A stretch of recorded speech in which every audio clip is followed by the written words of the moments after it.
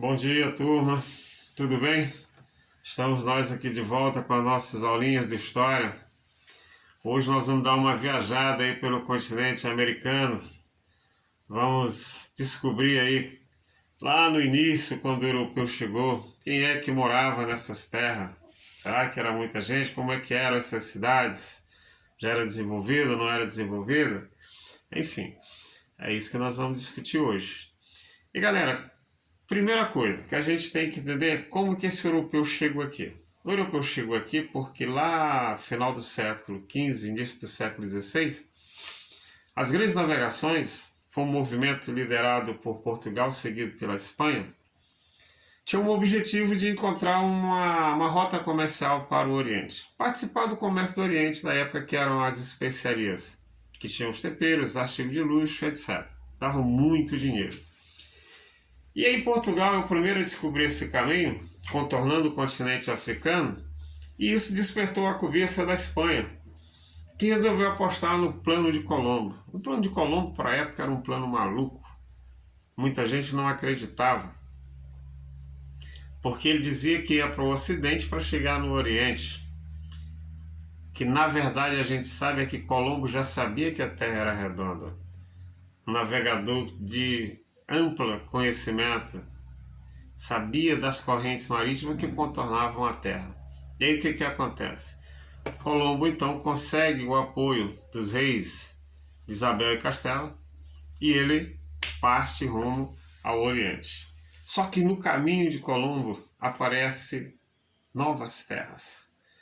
E Colombo achava que tinha chegado às Índias e chamou aquele povo de índio. Por isso os nossos indígenas são chamados erroneamente de índio, um erro cometido por Colombo.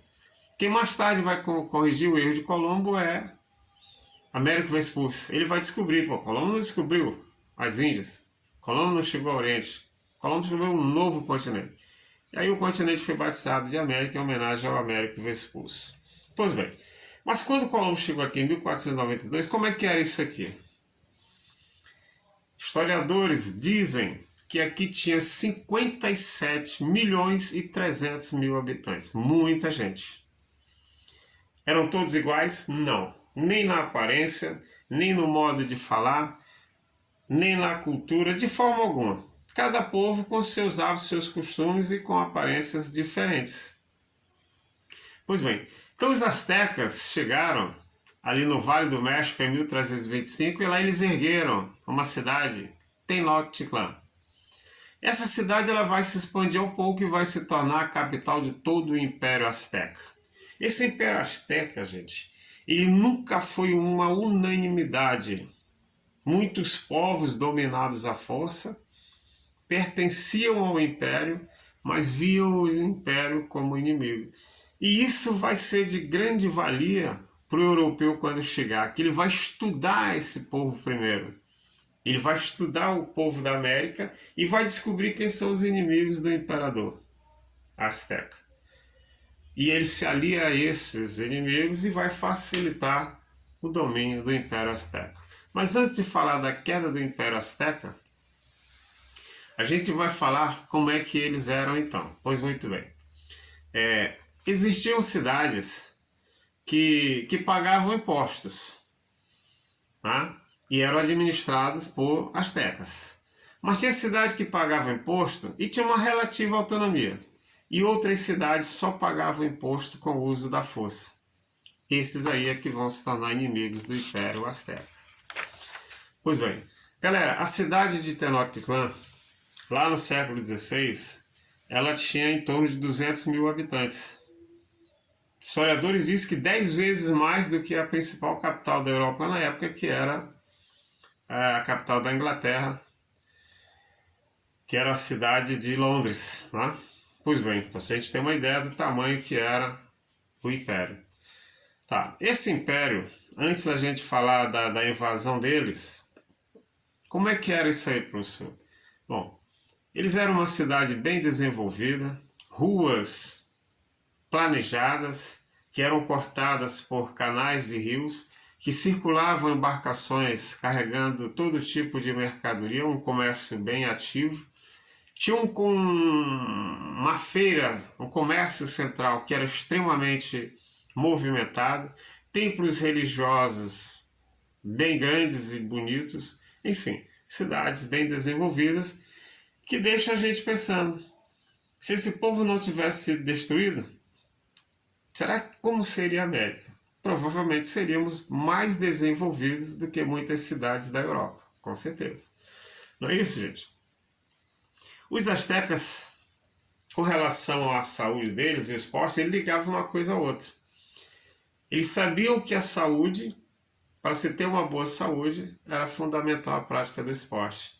E daí eles tinham vários jogos, praticavam vários jogos lá, tá? Ou seja, valorizavam o esporte e tinha uma série de jogos que eles praticavam. Com relação à medicina deles, eles tinham um conhecimento muito amplo da fauna e da flora.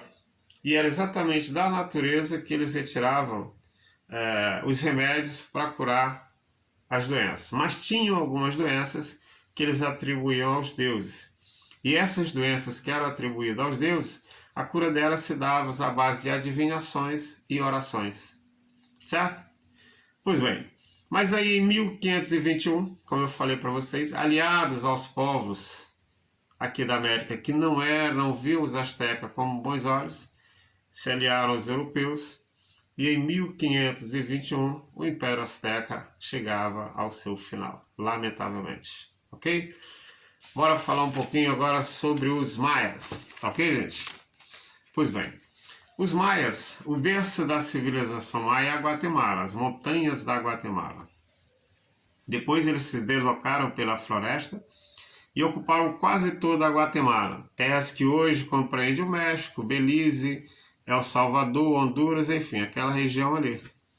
Inicialmente eles eram caçadores e coletores, depois eles domesticaram algumas plantas como o milho, a pimenta, o feijão, e aí iniciaram a agricultura, né?